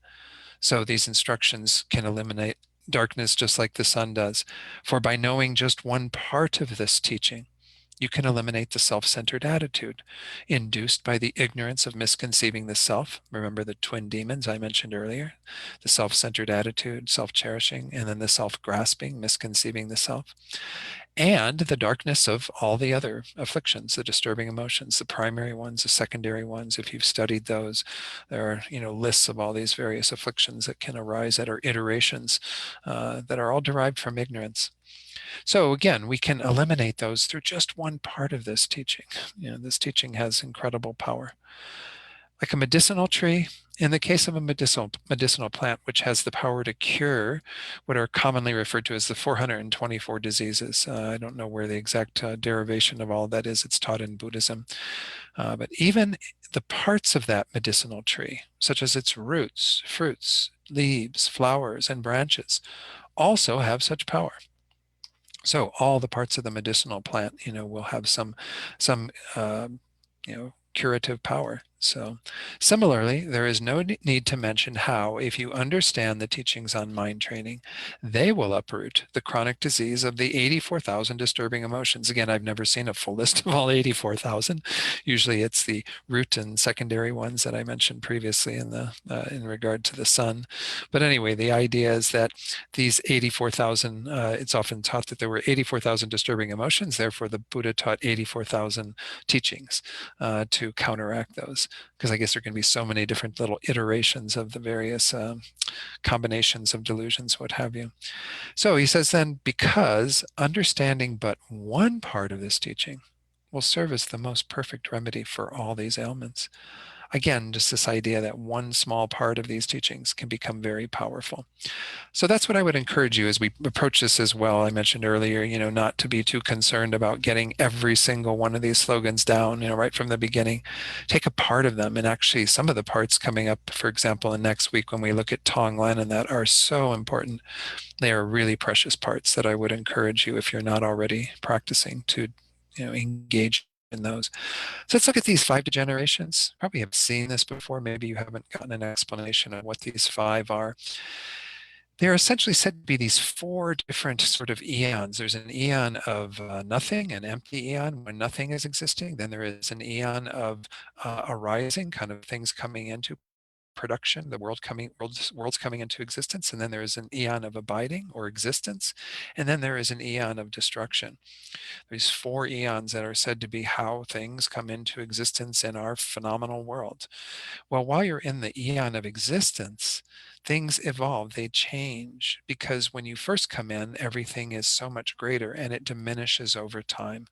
So I don't know timing wise where we're at in this eon of existence, but apparently these degenerations are occurring. The degeneration of disturbing thoughts, that doesn't mean the disturbing thoughts degenerate. It means that we are having a lot of degeneration due to the disturbing thoughts, the afflictions. The afflictions become more prevalent in our world. And we can see this again. I'm not saying that when the Buddha lived that it was some sort of idyllic time when everybody was all peaceful and happy and what have you, because there was war then. There were fighting and violence and what have you then. But we can see that the world has certainly, its share of disturbing thoughts and afflictions. So when that degeneration is happening, it's a rich time to practice. Degeneration of lifespan, meaning that it's said that when these eons of existence start, that beings have really, really long lives. Where we're at now with an average lifespan, I don't know what it is worldwide, but I'm guessing it's not that large. It's said to be really quite small. We don't have that long a life, so we have to use every moment that we have with great importance. The generation of time means a decline in the quality of things, so that the things we grow, they take longer to grow, they might not ripen, they become less wholesome, what have you. um, Things happen very quickly and very wholeheartedly at the beginning of the end of existence. They decline in terms of the time that is required for crops to grow and what have you. Degeneration of view means that there are more views that are held that are wrong views, as well as the virtues of the ordained Sangha decline over time, particularly as, again, we see that there are more disturbing thoughts. There also are more wrong views and ways that people don't uphold their morality. And then the degeneration of actually sentient beings, a decline in their physical form, their intellect, their good health, what have you. So these five degenerations are sometimes called the five dregs, like the dregs that are in the bottom of a barrel after you've taken all the liquid out or whatever. They're said to be, again, very challenging things that we have to deal with, but they're really rich. Because they're the things from which we can do this mind training practice. So again, if we go back to what that verse was saying, it was essentially that little part that we just went through. This time of the five degenerations will then be transformed into the path to the fully awakened state. We have that phrase, it's grist for the mill, right? Everything is grist for the mill. Things are going good, grist for the mill. Things are going kind of neutral, grist for the mill. Things are going bad, grist for the mill. As I said, we're going to mostly focus on when things are going bad, and that's what that kind of allusion to the five degenerations is referring to, is that when things are really on the decline and everything is just totally crazy, that's the time to practice. That's the time to really roll up our sleeves and say, I need to work with this stuff. This is great stuff. Remember Lama Zopa Rinpoche, another book that isn't on your list that is in this vein. It's not a commentary on the 7-point mind training, but if you have not read his book, Transforming Problems into Happiness, you absolutely have to, because it's a wonderful text that goes into a lot of the techniques for doing all of this, which I will talk about when we get to that point, the third point of the 7, transforming our adverse circumstances into the path. But nonetheless, I would really encourage you to read that book, because that book has the heart of that practice in particular. And I'll mention it again when we get to that. This is a little quote from Mind Training Like the Rays of the Sun about this whole thing of the time we're living in. A little practice, just like that little bit of the diamond or a little bit of the sunshine or a little bit of the medicinal plant, a little practice at this time when the five degenerations arise and we are overwhelmed by both internal and external impediments will be more swiftly effective than accumulating merits for eons in a pure land. Such is the special method for transforming bad times into good ones, an explanation of which follows below. Again, that's under the third point that we'll get into that in more detail. So now we go into the actual instructions for guiding the disciple, and it's given in 7 points, as I went through earlier. The very first one, explaining the preliminaries as a basis for the practice. So the slogan for that is first, train in the preliminaries. First you have to do the preliminaries. I think we have this aversion in our culture. I don't know if it's in Canada as well, to doing preliminaries, doing something in advance of something. We just want to do the actual thing, right? Like if people want to go learn something, they go, oh, I don't want to learn all that other stuff that's behind it, about all the history of it, all the other stuff. Maybe even some of the stuff I went through today, you're kind of like going, oh, do I really need to know who Geshe Sharawa was and all these people? The preliminaries help to put our mind in the right place so that we can make the most out of the actual practice. So when we look at the way that Lama Atisha structured these teachings in terms of the Lamrim, which is sort of the first topic I want to talk about under the preliminaries, we see that there are 3 levels. Venerable Rabina uses the really good example, I think, in terms of how schooling is often structured. We have kind of our elementary school, right, that we need to go through initially to develop whatever skills, language, numbers, mathematics, whatever, all the useful things that we will be able to use on our further learning. Then we have some sort of middle school or high school where we are learning things at a greater detail, applying some of the things we learned in elementary school. And then we get to university level, where we actually engage in much deeper teachings that, again, are based on what we did in the two other schools. If you had like a 5, 6-year-old kid and you wanted them to go to university eventually, you don't take them to university at 5 years old and drop them off and say, here, now start learning, right? They can't learn things at that level because they don't have the elementary and middle school learning, high school learning that will help them. So it's the same for our path to enlightenment. Why we think it's otherwise, don't ask me. But, we like to, and I even admit, for myself, I mentioned that Sogyal Rinpoche's book was my entryway into Tibetan Buddhism. I was really moved by the teachings on compassion and bodhicitta and all these wonderful ideas, and I think, oh, that's where I want to be. I want to be practicing at that level. But you don't think about everything that it takes to get to that level. John Wellwood is a psychologist and Tibetan Buddhist practitioner. He uses in one of his books the term spiritual bypassing, where we kind of like jump to these really great teachings thinking, oh, that's the stuff I need. That's the medicine I need. That's what's really wonderful. That's delicious. But we don't think of everything that we have to do to get there. And we don't resolve any of our own other stuff and look at ourselves and our own situation. We think, oh, how wonderful. I want to be dedicated to the welfare of all beings, just like His Holiness. It's a nice thought. I'm not saying don't have that thought. Just once more, acknowledge what you need to get there. So the Lam Rim is set up similar to schooling in 3 levels. The very first level, again, is where we learn all of the basics of what this life is about and what we are essentially dealing with. How do we have an effect on our future lives? Because if we've come to understand the feasibility of rebirth, that this is not a single lifetime, but rather one lifetime in a chain of many lives, then we begin to be concerned about that. Well, what happens after this life? How do I have some effect on that? Then the second level, what's often referred to as the middle level or middle scope, Rinpoche calls these the path of the small capable being, the path of the middle capable being, and then the path of the great capable being. But the middle capable being is where we still are looking at ourselves and we're looking at the bigger picture of what we are involved in, circling from life to life. Is this really something we want to continue doing? So those two parts of the Lam Rim are the Hinayana path, essentially. They are the individual vehicle. They are a replication of those teachings, that we don't have that as our main goal. We don't want to achieve our own liberation or just be focused on our own future rebirth. We want to have the bigger goal of achieving enlightenment that's in the great scope. But nonetheless, we need both of those to inform our movement towards having that great compassion for all beings, having bodhicitta. In fact, it's said that we have to develop those minds even deeper. I'm going to read from a little commentary that's in, this is a set of teachings that Pabanka Rinpoche gave, who I've mentioned a number of times today already, on the 3 principal aspects of the path. It's called The Principal Teachings of Buddhism. And on page 89, he says, here in the 3 principal paths, though, all of these teachings come under the heading of renunciation. Renunciation is sort of the thought that we want to move out of our own circle of suffering. We want to achieve our own liberation. Well, you might think, again, as a bodhisattva, well, why am I intent on that? Why do I even need to focus on that? I want to become a Buddha for the sake of others. I don't want to just get my own liberation. I want to be like Geshe Chikawa and have this, really far-reaching mind and what have you. So he says this is a unique feature of this work, and there's a reason for it. Renunciation is the one special cause that brings you what we call great compassion. To get this compassion, you must first find true thoughts of renunciation.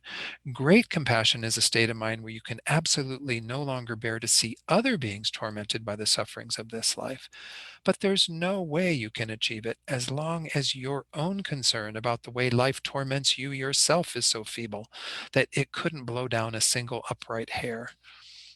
So kind of getting to this idea that if we don't generate compassion for ourselves through the first 2 scopes, how can we expect to have this amazing compassion for all beings? So again, the preliminaries are absolutely essential. without going through, elementary school, you can't get to high school. Without high school, you can't get to university. If we want to get to university, well, then we have to spend some time looking at those. So the remaining time I have today is to talk about these preliminary teachings in terms of what is usually summarized, and how it is summarized by Geshe Champa Tekchok is in terms of four main thoughts. Now, there are more topics under the middle scope and the small scope than those four topics, but these are the essence of what we need to practice. Now, one commentary I read included a fifth one, which was relying upon the guru. I'm not going to talk about that so much today, but know that that can also be seen as a preliminary, that we need to develop this confidence in teachers who can guide us on our path. But the four teachings, let me put them on the screen, the four teachings that we're going to focus on for the rest of today. I won't go into great detail because I think most of you've had Lamrim teachings, are the precious human rebirth, death and impermanence, refuge and karma, kind of combining those two together, and then the faults of samsara. So you'll notice that the first three, those of you who've studied the Lamrim know that that's sort of the part of the small scope, the small capable being. Whereas, and sometimes even precious human rebirth is put before any of these scopes as a preliminary meditation. But nonetheless, those are what inform that first level of motivation where we are concerned about our future rebirth. In terms of the middle scope, where we talk about developing that renunciation, that movement away from our circle of suffering in that set of teachings, that's where we look at the faults of samsara and acknowledge that it's not such a great place to hang out in. So these are the four I'm going to talk about, and I won't be showing any other slides, I think, for the rest of today, but essentially maybe one at the very tail end. Let's talk about precious human rebirth. Most of you know this topic from the Lamrim. Again, it is often taught right after devoting oneself to a guru. So it's often the second topic of the Lamrim. We recognize that we have the outer condition of having met with a guru, but we have the inner condition of having gotten this perfect human life. There are 8 freedoms and 10 endowments, and these I don't need to go into great detail. The essence of them is we are free from being in any states that are not conducive to practicing the Dharma. And we have all of what makes our lives conducive to practicing the Dharma, if we just acknowledge it and work with it. So the first of the 3 topics that are taught in this perfect human rebirth is really identifying what does it mean to have this good rebirth. It means that we are not, you know, um, kind of held back by certain conditions that would keep us from being able to use this life meaningfully. And moreover, we have everything that does allow us to make this life quite meaningful. The second topic is the great meaning and purpose of this life. It's said that we can accomplish all 3 goals of the Lam Rim, right? We can accomplish our good rebirth in the next life through this life, using it well. We can also attain liberation by using this life directed towards that goal, have our own freedom from suffering. And then the great scope, we can also move towards enlightenment, another lasting result, if we actually put the energy into it in this life. But this life has great purpose in every single moment of it. We don't acknowledge this. I think if we actually got that level of kind of recognition of the value of this life, we wouldn't waste a single moment. We'd be like, oh, this life is so precious. I have to use every single moment, because every moment is an opportunity to move in that trajectory towards those goals. So again, the first topic, recognizing the perfect human rebirth. Secondly, the importance of it, seeing the great meaning and purpose to this life.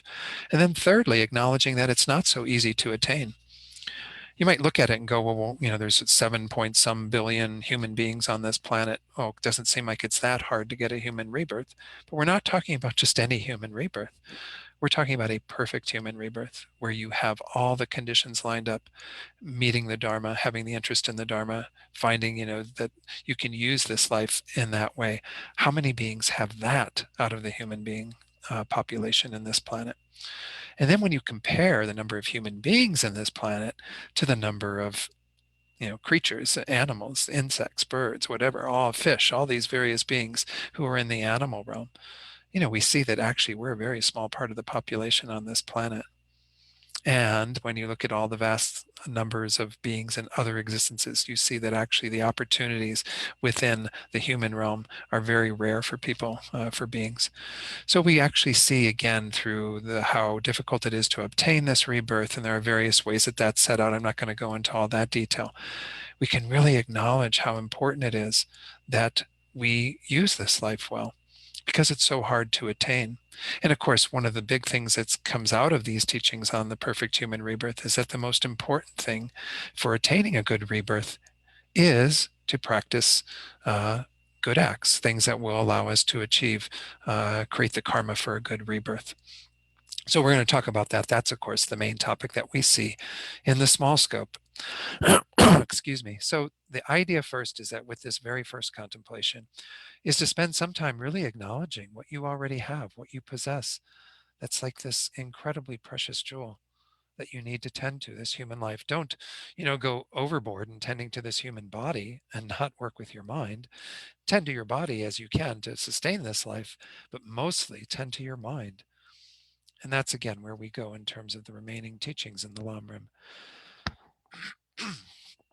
So the second topic in terms of the Lamrim is death and impermanence. And of course, that's what flies in our face when we acknowledge that, yes, we have this perfect life. What makes it even more rare and precious is that it's going to come to an end.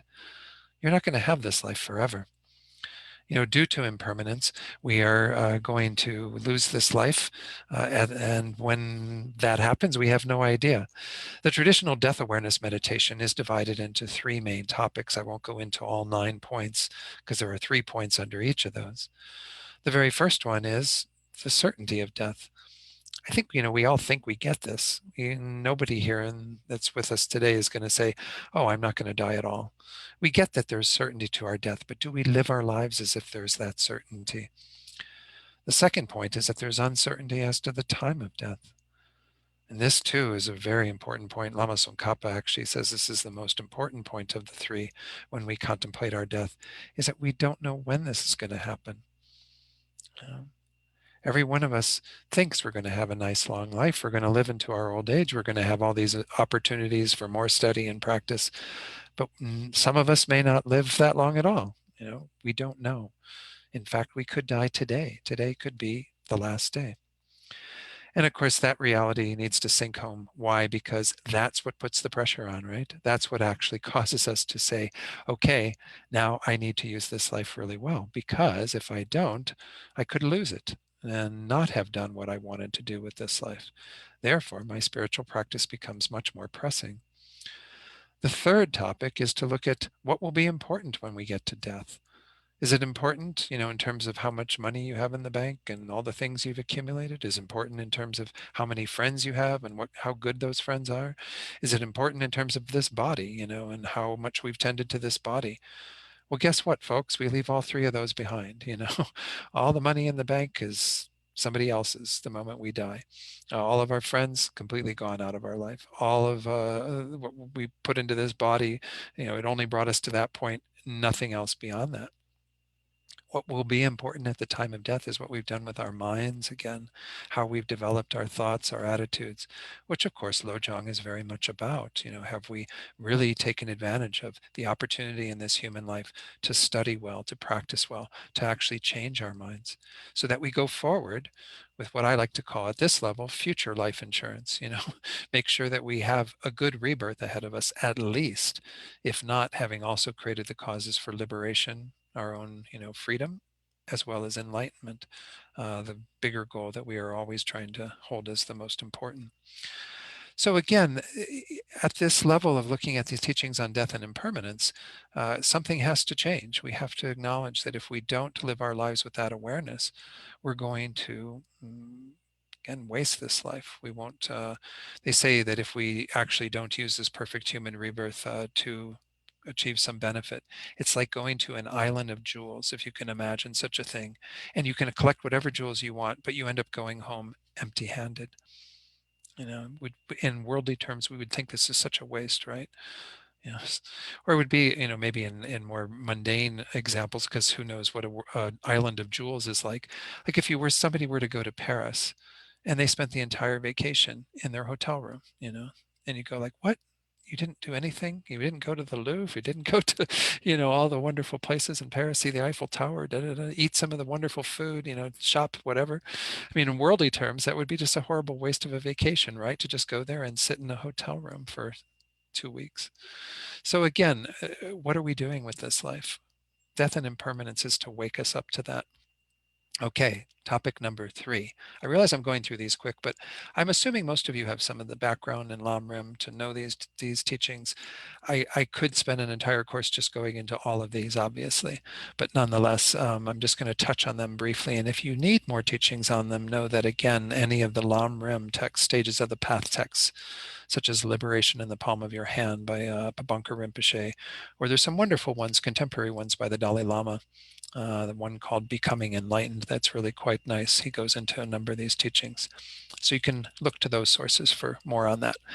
The third topic of the 4 that we are talking about is the main elements of the preliminaries, is refuge and karma.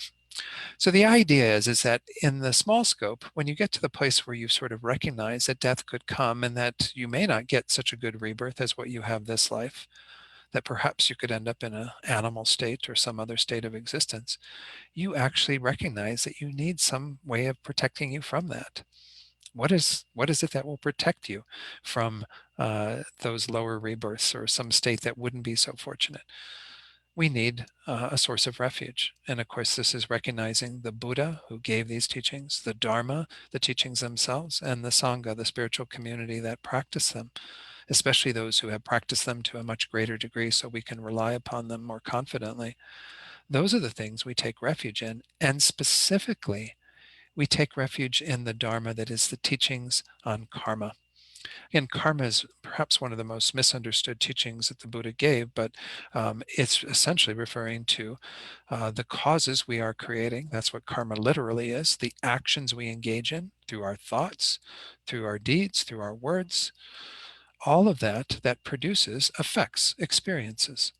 Every experience we have is a product of our past karma. Every karma we create, every action we engage in creates future experiences. Again, it's very complex in terms of how it all is being, sort of playing out, because it's not just those root causes of the actions, but it's also all the various conditions that are involved that cause things to ripen. And so we have a very complex sort of system when it comes down to talking about karma. But in essence, it's quite simple. We are the bearers of the experiences of what we have created. If we create the seeds that are positive and wholesome and beneficial for ourselves and others, then we will experience that benefit in our future lives. And if we create what is destructive and harmful and unwholesome, then we will experience those effects in our lives. It's a simple law of cause and effect. When we talk about cause and effect, of course, in our everyday life, in terms of the physical world, we have great confidence in this. If you want to have a vegetable garden at the end of summer, nice vegetables that you can maybe, can some of them and do whatever so that you have this storehouse of things, that at the beginning of summer, you can't neglect creating the causes for that. You don't just sit there and keep looking at your plot of land and going, where are my vegetables? Where are my vegetables? You have to create the causes for the vegetables. If you don't, then they're never going to grow. You're not going to get any tomatoes and zucchini and whatever else it is that you want. Right? So we have great respect for the law of cause and effect in the world around us, great confidence, but we don't think that cause and effect is playing any role in what we experience. It's kind of silly when you think about it.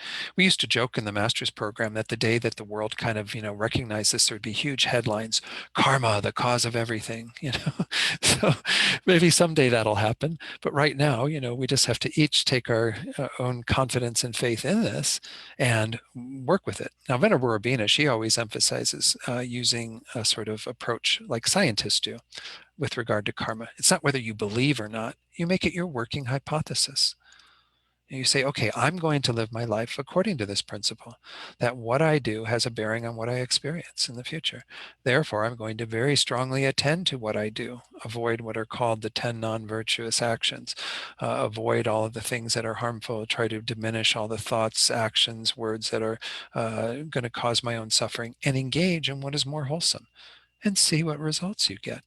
A lot of our karma may not ripen into the results until a future lifetime, but we will see effects from it without a doubt. So again, karma is the principle by which all the results of the path are attained, not just the good rebirth, not just liberation, but even enlightenment is a karmic product. It is a product of the actions that we engage in. So it's such an important teaching, really important that we have some confidence in karma on the basis of our own experience with it. I could go into a lot more things about karma, but again, there's a really detailed explanations on karma in the Lam Rim. Um, anyway, I don't need to say much more about that. Perhaps if there are questions, we'll get to those in just a moment. The final of these four topics is the faults of samsara. This is where we begin to open our eyes. That's part of the middle scope to the bigger picture, not just recognizing that we have to get a good rebirth after this life, but even if we get a good rebirth, it's not satisfactory. There are still faults in the human existence. Human existence, yeah, nice to have a perfect human rebirth, free of a lot of the suffering in the animal realms and what have you, but it's still subject to so much pain and suffering, so much difficulty. What I'm going to do here real quickly is introduce you to, if you haven't already heard of the three types of dukkha or suffering that the Buddha taught that give us a clear picture of how what we are caught up in, this samsara, this cycle of existence, is unsatisfactory without a doubt. The first one is, of course, what we call our manifest form of dukkha, which is pain. This one we know quite well. That's what the world calls suffering. Not everybody's experiencing that at every moment. Maybe right now you're free of that grosser form of mental or physical suffering.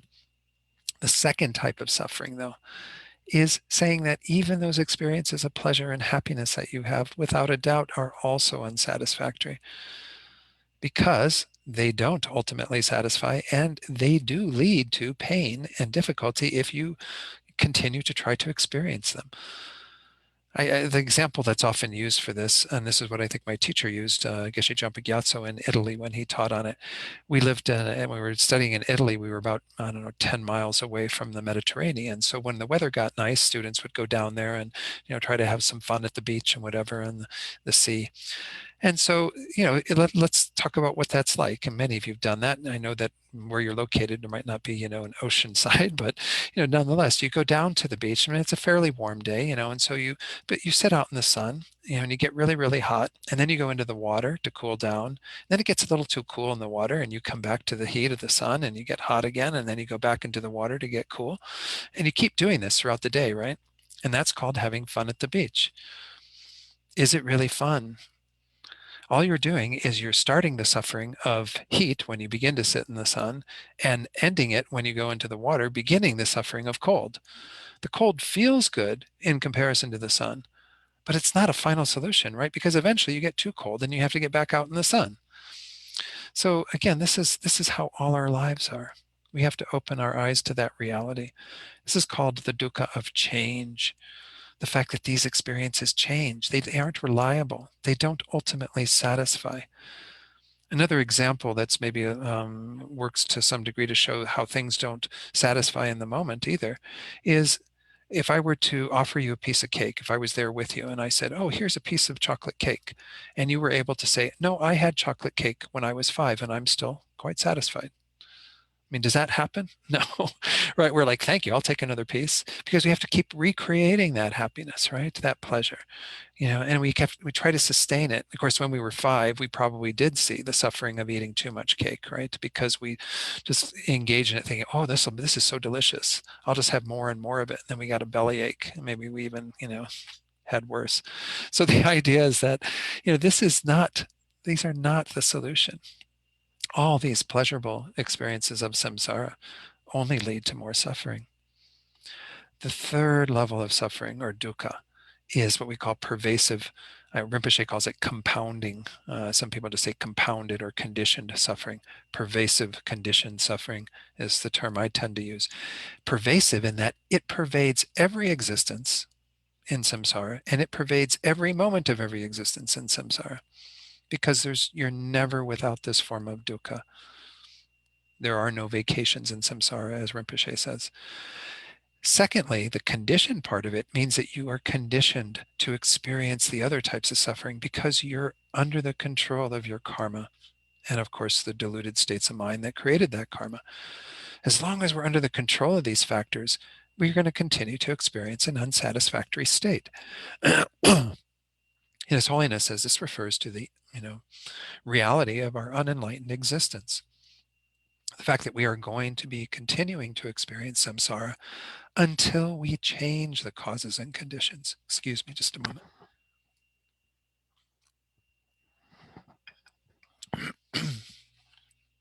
So those are the three ways that I find really useful to contemplate the suffering nature of samsara, the faults of samsara. Know that in the Lam Rim, you'll see the 6 faults of samsara and the 8, faults of samsara. You'll see all these other presentations, but they're nicely summarized in terms of 3 things that we need to be mindful of. Samsara isn't a problem only when we have pain and difficulty, only when, there's illness or death or whatever. Samsara is a problem in terms of even our experiences of happiness. And moreover, it's a problem every moment of the day. That last level of suffering or dukkha is 24/7. You are never free from that until you've removed the causes and conditions for that. So once more, those 4 things, when you contemplate this perfect human rebirth, you get that it is inevitable that you're going to die and don't know when. You understand that there is a way of protecting you in terms of the 3 jewels and especially the teachings on karma. And then you see the bigger picture that you are in a state that's unsatisfactory and you can achieve liberation from that. This is what informs self-compassion. These first 2 levels of the Lam Rim, the small scope and the middle scope, are self-compassion. As Pabanka Rinpoche said in that quote that I shared earlier, we generate that first for ourselves, then we can begin to have that for others because we see clearly that they're in the same predicament as ourselves. But if we haven't looked at ourselves and held the mirror up to ourselves and acknowledged our own suffering, our own difficulties, our own problems, how can we possibly translate that to compassion for all beings? So that's why these are set up as the preliminaries, is because this is a Mahayana text, as we're going to, continue next week and go into developing bodhicitta, all these wonderful teachings. We have to have the foundation of those Hinayana teachings that give us the information about ourselves that we can then translate in regard to all other beings. Okay, so I'm just right at the top of the hour here. I didn't leave much room for questions. Is there, I don't know if there are any questions in the chat box. Any questions? Did anybody have anything that they wanted to share? Any questions? You can put your little hand symbol up or you can put something in the chat box. No? You can also unmute yourselves if you wish. Yeah, and just come right in. Okay, wow. I can't believe I did that good a job of explaining it. I'm not that confident. So let me share one slide before we conclude. You'll have one more opportunity to ask questions if anything else comes to mind. Of course, you can ask questions in the next class as well on Tuesday. In preparation, I realize we only have a few days, but if you can at least sort of review these topics, because this is a part of the Lojang, this is part of mind training, is to recognize that all the mind training that gets you up to the door of the Mahayana is important, that we have that awareness of karma and so on that we talked about. So if possible, try to at least meditate on those in a brief way. Obviously, to go into really detailed meditation is quite involved. If you have the kindness of others, at least the version I have, I think it's the same one. Pages 1 through 16 will help you to review what we just went through today. And then pages 17 through 47. And if you don't get all the way to 47, that probably is fine because I may not get that far in Tuesday's teaching. But essentially, this begins to kind of move you into this second point to begin to work with conventional bodhicitta, the awakening mind, which is what we'll start with next week. All right. So final call for questions. Yeah, I have a question. Great. Who's talking? Oh, Deanna? This is Deanna. Yeah, I'm wondering, the kindness of others, I think it is. Where can I find that? There was a something in the chat box about it, I believe. Dave, do you or That's whoever right, put yeah. that in? Yeah, put the direct link for that is in the chat. Okay, great. Thank you. And again, if you had any problems getting it off there, it's lamayeshe.com. is where you'll find the teaching, right? You guys, that's what Yep. you put in there. Yeah. And if you put in the kindness of others, it'll give you a link without a doubt. And again, you can download the book in PDF or Mobi, whatever, for Kindle. All those various formats are out there. And yeah, good. All right. Any other questions? Okay, so I'm very excited about going through this text. Oh, Dave. Hey, Don, I've got a question in from Facebook. Oh, okay, great. This is from Nar Arti. What practice to do for solving issues within family to be at peace? Wow, that's a big topic. I mean, again, we're going to get into that in the third point when we talk about working with difficult situations, adverse circumstances. Again, the root of all of these teachings is compassion. It's not to say that, again, we always are going to have perfect compassion and be able to be with others when there are family problems, difficulties, and be able to resolve everything harmoniously. But we always have to keep our minds in the right place. This is the most important thing about Buddha's teachings, is that essentially our actions, not to say that they aren't important, but they are secondary in terms of our external actions to what's going on internally. So even in situations where we might find that we have to separate ourselves from people who are problematic for us, or in some way change situations on the outside, we always want to do it with the right motivation on the inside. This is one of the biggest problems in the world. I mean, if we talk about the family as being a microcosm of the world at large, the world at large, we tend to use a lot of these trying to get everything manipulated on the outside, but we're doing it with really horrible motivation. We're doing it often with this self-centered attitude, with thinking out it's only about me and what I need. So when we're in a family situation or even in the world at large, we're always coming from that place of that I want what I want. I need what I need. And I'm going to do whatever I can to get that person to change or to do whatever they need to do to please me. And of course, this is the problematic mind that is the main target of so much of these Lojang teachings. So whatever situation we're in, whether we're in a family situation trying to work with others who are very close to us already in terms of proximity and day-to-day interaction, or whether we're just out in the world, meeting strangers, doing whatever, we always have to keep our mind in that place of concern for others, trying to make sure that it's not just about ourselves. I mean, we're in the picture, but we shouldn't be the main thing in the picture. This is what we'll go into in more detail next week on Tuesday, as well as in the following Tuesday when we talk about transforming difficult situations into an opportunity to target that self-centered mind. All of our problems are coming from the tendency that we have to think me, myself, and I 24 hours a day. Yeah. So this is, again, something that's very brief. I need to know more specifics to get into how to address things quite uniquely with regard to the situation that you're bringing up. But nonetheless, in any sort of interaction with others, this is the key, is to what degree can we work on our own thoughts and motivations, and then our actions will tend to follow. And we're not always going to be able to fix the outside. In fact, most of the times we aren't.